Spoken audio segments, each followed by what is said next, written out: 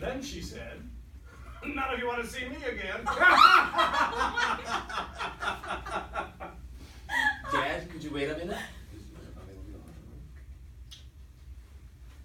What is it? I want to talk to you. Can it wait till we're alone? No, it can't. Besides, we might never find ourselves alone. What does that mean? How could you let them come to this?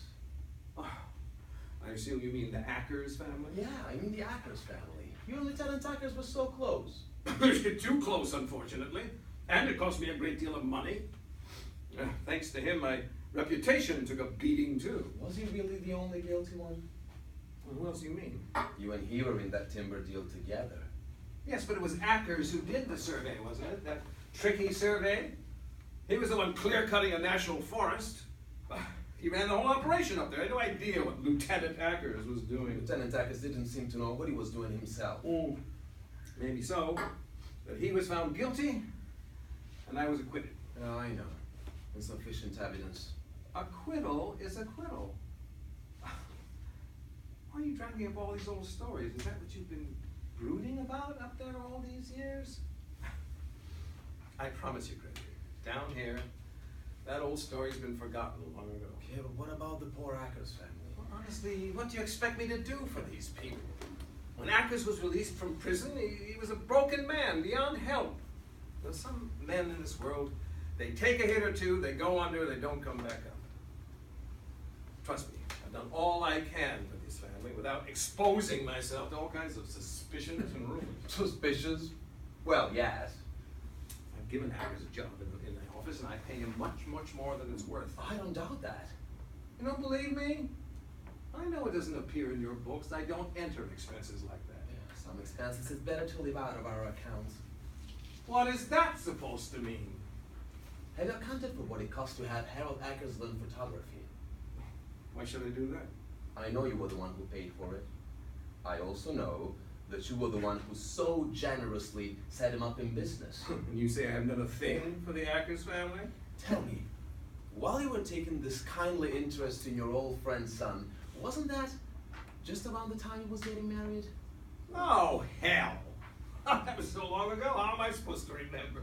You wrote to me at the time a memo, of course, with a PS, very brief, saying Harold Ackers had married a Miss Hanson. Yeah, that was her name. But she never said that Miss Hanson was Gina Hanson, who'd been her housekeeper.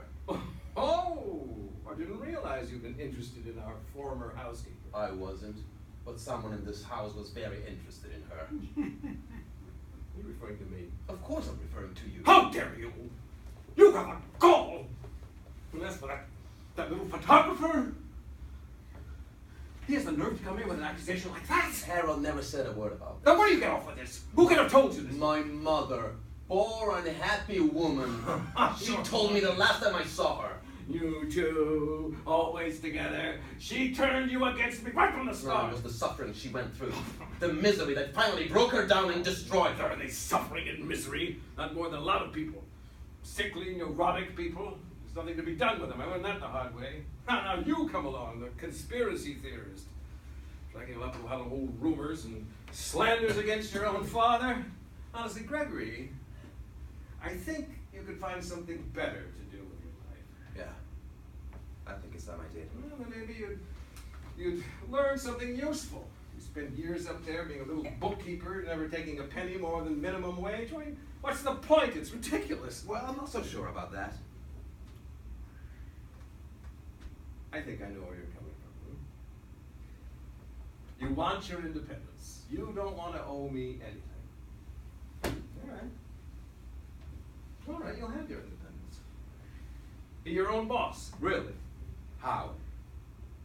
When I told you that it was crucial for you to come down here tonight, Dad, what do you want from me? I'm offering you a partnership in the company. Me? In your company? Yes. Well, we wouldn't have to spend too much time together. You could run the business from down here, and I'd work up at the mill. You would? Well, my health isn't what it used to be, Gregory. My eyes, I have to take care of my eyes. They're getting a little weak. They always were. No, not like they are now. Besides, It might be better for me to stay up there, at least for a while. I never imagined this. Greggy, we're father and son. Can't we come to some sort of understanding here? Put up a good front, you mean? No! That's not what I mean at all. Think about it, Gregory. Huh? Don't you think we could? There's something behind this. What do you mean? Something you want to use me for. Two people related such as we are, we can always be useful to each other. So they say. I want you with me for a while, Gregory. I'm a lonely man. I've been lonely all my life. I need somebody with me. Well, you've got Mrs. Southern. Indeed I do. To tell the honest truth, she's becoming quite indispensable to me. She's intelligent, easygoing, livens the place up a bit. I need that. Just say it. Are you planning to marry her? And if I were, what then? That's what I'm asking. What then? Would you be dead set against me? No, not at all. I didn't know. With memory of your mother. I'm not neurotic. Well, whether you are or not, it's a load off my mind. I am delighted that I can count on your support. Now I see what you want to use me for. Use you for? What kind of talk is that? No, let's not be picky about our choice of words, not when we are alone anyway. So that's it! That's why I had to put it on appearance come hell or high water. In honor of Mrs. Southern, we had to arrange some family life around here. Portrait of father and son. There's something new. Don't use that tone with me. When has there ever been any family life here? Never that I can remember. But now, we need a little something along those lines. What a story. Devoted son flies home to dad's engagement party.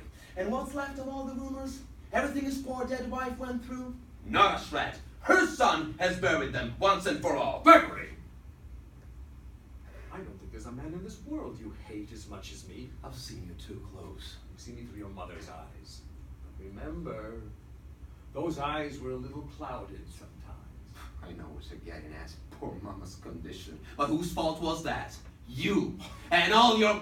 The last of them was the slut you palmed off on Harold Ackers when you were done with... Word for word, just like your mother. Here he sits, like a child, so trusting, surrounded by deception, never knowing that what he calls his home is built on a lie. All the things you've done, it's like a war zone. Broken lives scattered all over. I'm beginning to think the gulf between us is too wide. Yeah, I agree. So I'll take my things and go. Go? Out of the house? Yes, because I finally see the work I can live for. What kind of work is that? You'd only laugh if you heard it. Oh, lonely man doesn't laugh so easy, Greggy.